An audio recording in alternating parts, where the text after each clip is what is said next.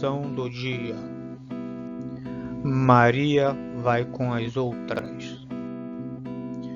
Pessoa sem opinião, sem personalidade própria, se deixa convencer com facilidade.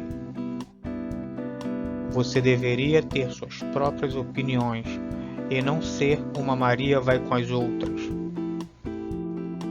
Até a próxima dica, pessoal.